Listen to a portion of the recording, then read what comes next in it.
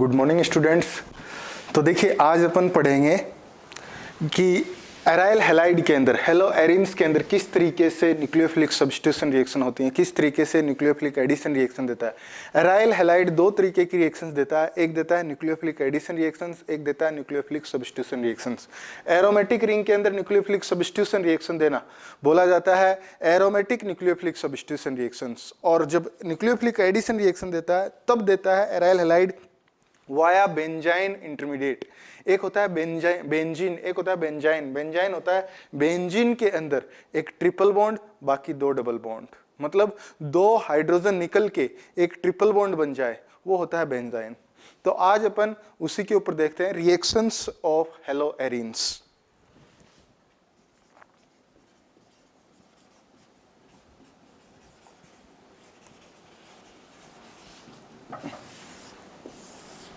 Hello arenes की reaction. तो देखिए सबसे पहले अगर बात की जाए हेलो एरिन्स के केस में, तो जब भी मैं एग्जाम्पल लिखता हूं, सपोज मैंने लिखा X और X can be fluorine, chlorine, bromine और आयोडीन। जब इसकी रिएक्शन NaOH के साथ करवाई जाती है तो इन ऑर्डिनरी या रूम टेम्परेचर के ऊपर ये रिएक्शन नहीं होता है, या सिंपल हीटिंग के ऊपर ये रिएक्शन नहीं होता है।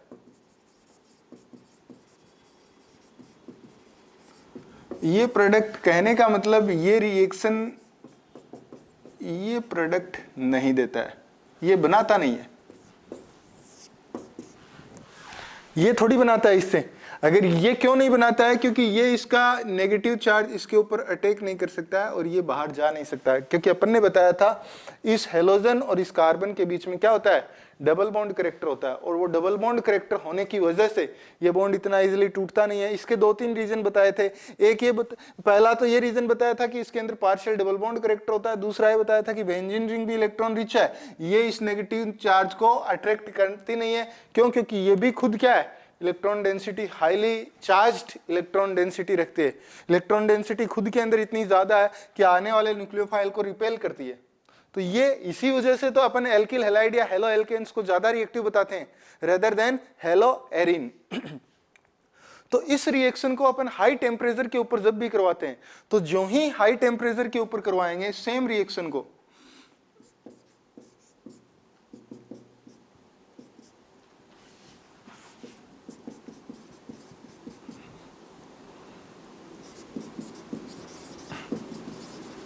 हाई टेम्परेचर, और हाई टेम्परेचर कितना लिख देता हूं मैं, लिखता हूं कि 900 केल्विन, ये लिख दिया। तो उस टाइम क्या होता है, ये NaOH इसके साथ रिएक्शन करता है, लेकिन रिएक्शन करने का तरीका अलग होता है। रिएक्शन क्या कैसे करता है, पहले बेंजाइन बनाता है और बेंजाइन के ऊपर nucleophilic substitution nucleophilic addition reaction होता है। तो ये क्या करेगा, ये नेगेटिव चार्ज इसके यहां पे जुड़े हुए H को निकाल लेता है बात सुन रहे? जब ये इसके जुड़े हुए H को निकाल लेगा तो यहां पे क्या क्रिएट करेगा, नेगेटिव चार्ज, और यहां क्या आ जाएगा, X। बात को समझना, ये X आ गया इधर। अब ये नेगेटिव चार्ज, इसको चाहे इन डबल बॉन्ड्स को अपन अपने को पता है मूवमेंट करते रहते हैं, अपन अपने अकॉर्डिंग लिख लेते हैं।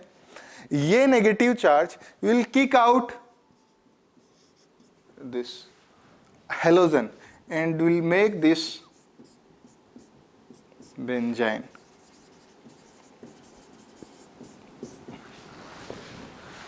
आया बात समझ?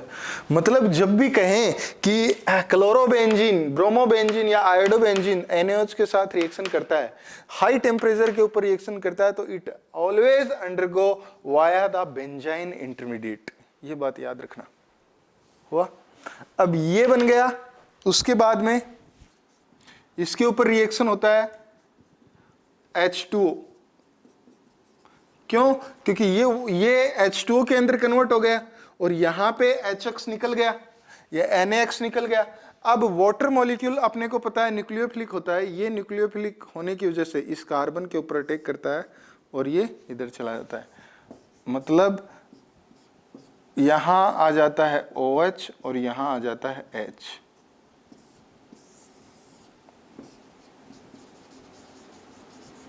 फिनोल किससे,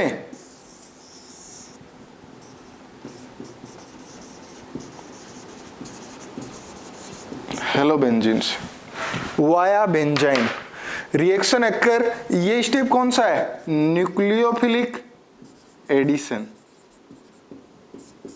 nucleophilic addition reaction on benzyne gives that phenol. बात को समझना है, हमेशा याद रखेंगे। ये H यहां से NaOH के द्वारा H का अब्स्ट्रैक्ट करना, it is not that much easy, it is really difficult, but on the harsh condition. Harsh reaction condition का मतलब है आप जबरदस्ती या मतलब ऐसी टेम्परेचर दे रहे हैं कि उसको ये NaOH नहीं चाहते हुए भी इसके H को ले ले जी, ये लेगा। हाई टेम्परेचर के ऊपर जो ही रिएक्शन होगा बेंजाइन बनाएगा।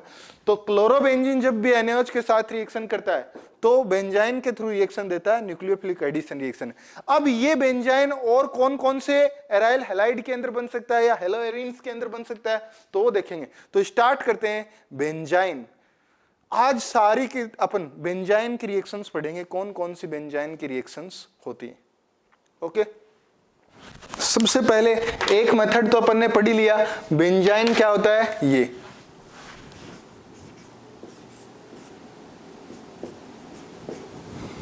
यही होता है बेंजाइन।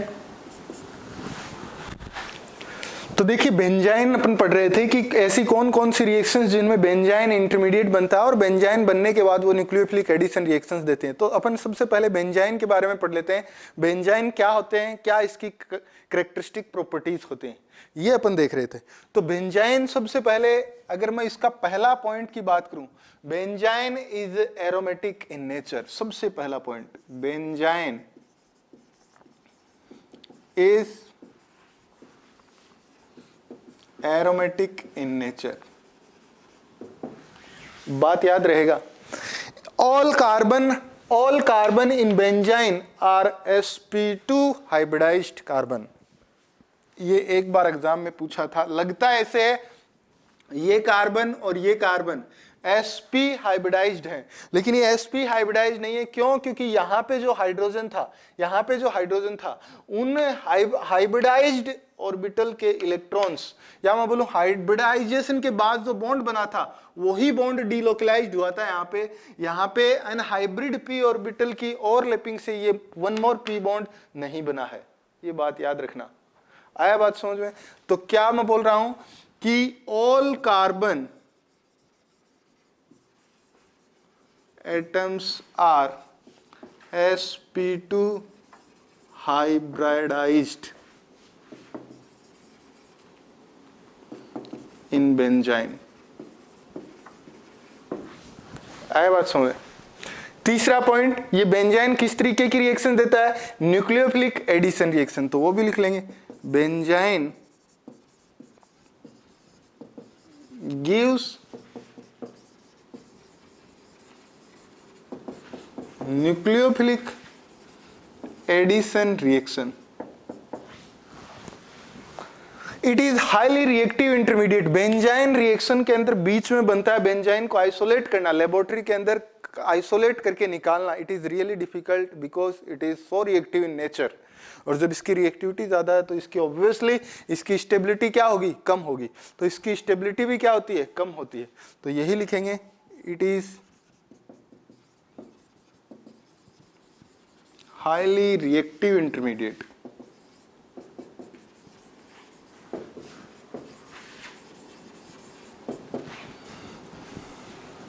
इंटरमीडिएट को हटा दीजिए, इट इज हाईली रिएक्टिव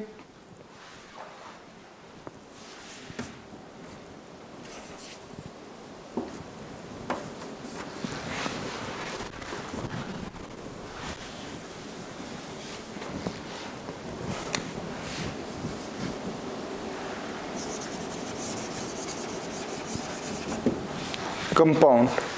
ये देख लीजिए, बहुत ज्यादा हाईली रिएक्टिव है। न्यूक्लियोफिलिक एडिशन रिएक्शन मैंने दिखा, ये लिखा, ये सारी की सारी। इट इज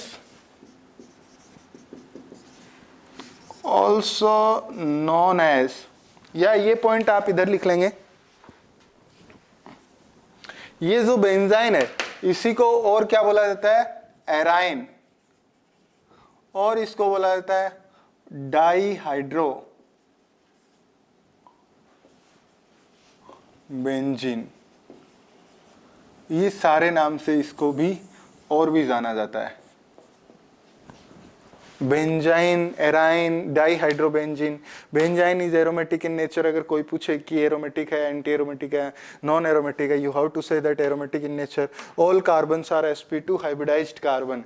इसका मतलब इसके अंदर जो ओवरलैपिंग से बॉन्ड बना है, this bond is formed, that is formed by the sp2 hybrid p orbitals की ओवरलैपिंग से। sp2 हाइब्रिड ऑर्बिटल्स और sp2 हाइब्रिड ऑर्बिटल्स की ओवरलैपिंग से बना है। आया बात समझ? क्या इसके ऊपर मतलब, इसके मतलब वेकेंट p ऑर्बिटल बचा हुआ है क्या? इसके परपेंडिकुलर में जो p ऑर्बिटल था वो पड़ा हुआ है? बिल्कुल पड़ा हुआ है। एक p ऑर्बिटल इसके स्टिल इट इज अभी भी पड़ा हुआ है यहां पे। ये तो रहेगा ही नहीं। आया बात समझे? अब देखिए कि इधर भी ये तो सारी जगह है। इसके अलावा और कोई ऐसा कैरेक्टरिस्टिक जो बेंजाइन के अंदर अपन डाल सकते हैं? ये हुआ आपका बेंजाइन। इसकी आती है मेथड ऑफ प्रिपरेशन, किस तरीके से इसको बना सकते हैं। तो सबसे पहला मेथड तो अपन ने पढ़ ही लिया, हेलोबेंजीन से आप बेंजाइन बना सकते हैं बाय रिएक्टिंग विद NaOH। और अगर रूम टेम्परेचर पे रिएक्शन करवानी है, इजी करवानी है तो सोडामाइड के साथ। तो इसके मेथड ऑफ प्रिपरेशन पढ़ते हैं, और मेथड ऑफ प्रिपरेशन में अपन देखेंगे किस तरीके से बेंजाइन फंक्शनलिटी को जनरेट किया जा सकता है। तो हेडिंग डालेंगे method of preparation of benzyne. Benzyne के बनाने के methods, how we can prepare that benzyne in laboratory. तो सबसे पहला मेथड अपन पढ़ेंगे फ्रॉम हेलोबेंजीन। हेलोबेंजीन से अपन बेंजाइन मैकेनिज्म ऑपरेट कर सकते हैं, या बेंजाइन मॉलिक्यूल आप कंस्ट्रक्ट कर सकते हैं। कैसे? सपोज ये है और इसका रिएक्शन मैं सोडामाइड के साथ करवाता हूं। Sodamide is the strong base then NaOH।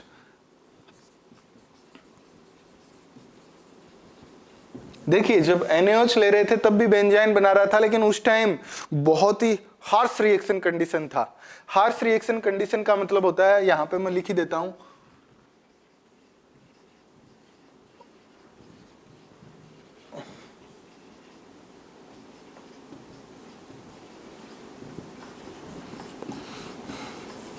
High temperature,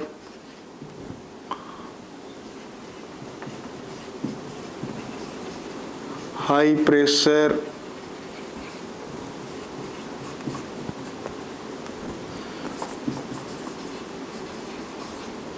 strong base,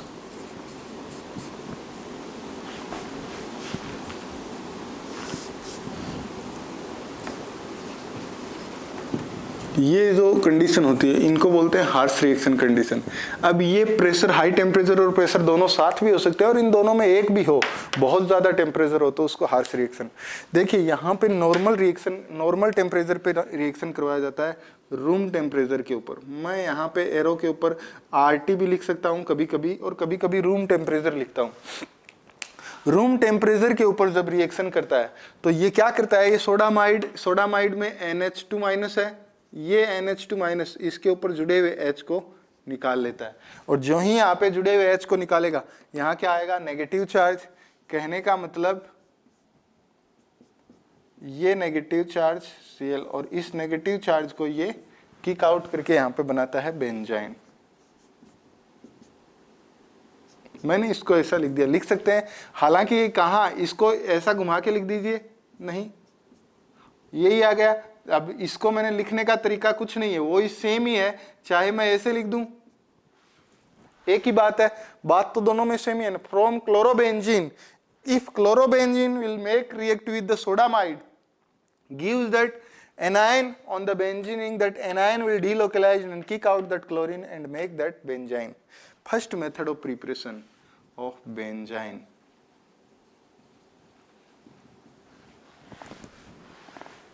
है बात सुन। Second method of preparation of benzene is from anthranilic acid. Anthranilic acid वो क्या होता है देखिए, सेकंड पढ़ेंगे from anthranilic acid. Anthranilic acid से किस तरीके से बेंजाइन बना सकते हैं। एंथ्रेलिक एसिड होता क्या है, सबसे पहले तो ये पता होना चाहिए, NH2C डबल बॉन्ड OOH, ये होता है। मतलब 2 एमिनो बेंजोइक एसिड अपन बोल सकते हैं, या 2 कार्बोक्सी एनिलीन अपन बोल सकते हैं, इसको बोलते हैं। इसका रिएक्शन क्या करवाया जाता है, एंथ्रेलिक एसिड का रिएक्शन जब HNO2 के साथ करवाते हैं, ये नाइट्रस एसिड है, तो ये NH2 को किसमें प्रोड्यूस करता है, डायजोनियम सोल्ट के अंदर। कहने का मतलब ये N2 प्लस और Cl माइनस में या X माइनस में कन्वर्ट हो जाता है। It gives that diazonium salt. क्यों, क्योंकि अपन ने ही पढ़ा है जब एनिलीन की रिएक्शन, इधर देखिए, जब एनिलीन HNO2 के साथ रिएक्शन करता है तो ये किस में कन्वर्ट हो जाता है, N2 प्लस और X माइनस। बात को समझना है। तो जब ये नाइट्रस एसिड के साथ रिएक्शन करेगा तो इट गिव्स डायजोनियम सॉल्ट।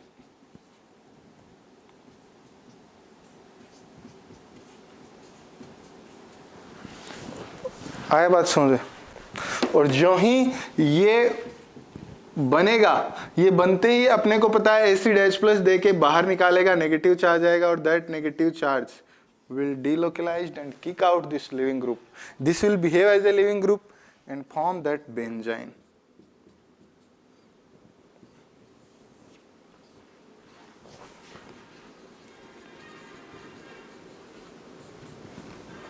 आया बात सुने, इस तरीके से।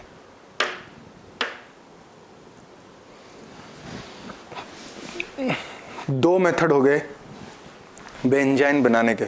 थर्ड मेथड पढ़ेंगे 1,2 डाई हेलोबेंजीन से किसी भी डी हेलोजिनेटिंग एजेंट की प्रेजेंस में रिएक्शन करवाएंगे तो भी वो क्या देता है, बेंजाइन फंक्शनलिटी देता है। तो वो भी देख सकते हैं थर्ड मेथड ऑफ प्रिपरेशन के अंदर। थर्ड मेथड लिखेंगे फ्रॉम 1,2 डाई हेलोबेंजीन के साथ जब रिएक्शन करवाते हैं किसी भी डी हेलोजिनेटिंग एजेंट की प्रेजेंस में। डी हेलोजिनेटिंग एजेंट क्या कौन कौन हो सकते हैं, लिथियम के साथ मरकरी, मैग्नीशियम के साथ मरकरी या जिंक। तो वो क्या करते हैं, दोनों हेलोजन को बाहर निकाल लेते हैं और निकालने के बाद बेंजाइन मैकेनिज्म का फॉर्मेशन करते हैं।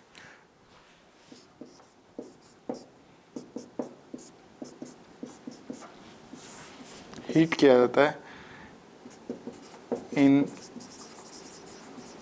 presence of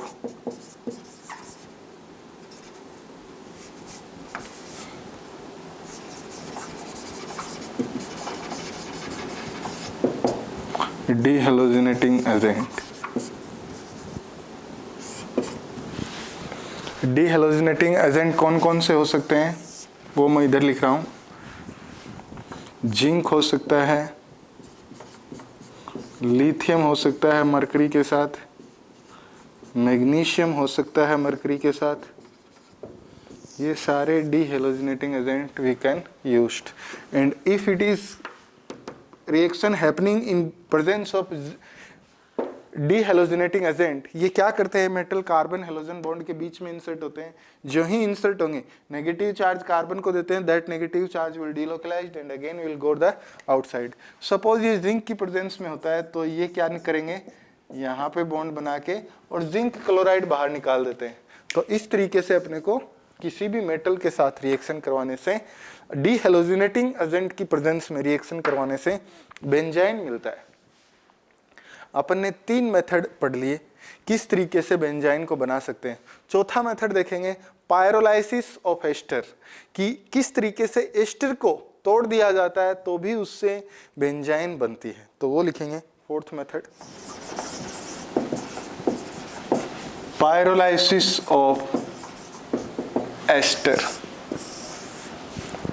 किस तरीके से एस्टर का पायरोलाइसिस होता है और बेंजाइन मैकेनिज्म दे प्रोड्यूस करता है। इसके अंदर एग्जांपल लिखेंगे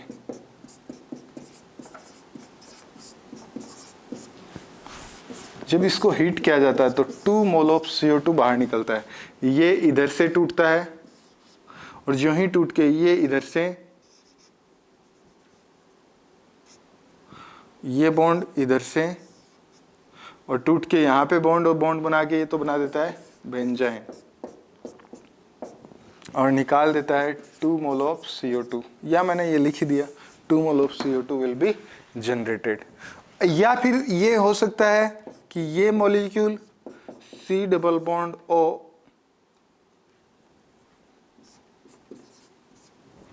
और इसको हीट किया जाए तो ये क्या करता है, एक तो CO2 निकालता है और एक CO निकालता है, और जो ही ये मॉलिक्यूल निकालेगा तो यहाँ पे रेडिकल और यहाँ पे रेडिकल जनरेट होगा which will combine to each other and make that corresponding benzene.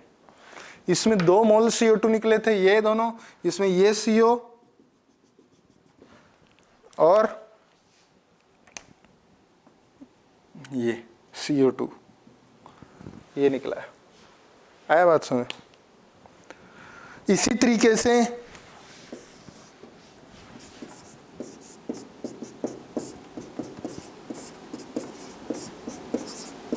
एक मॉलिक्यूल ये है और इसको भी जब हीट करते हैं, हीट करने के ऊपर ये 3 mole of CO carbon monoxide निकाल देता है और बनाता है बेंजाइन।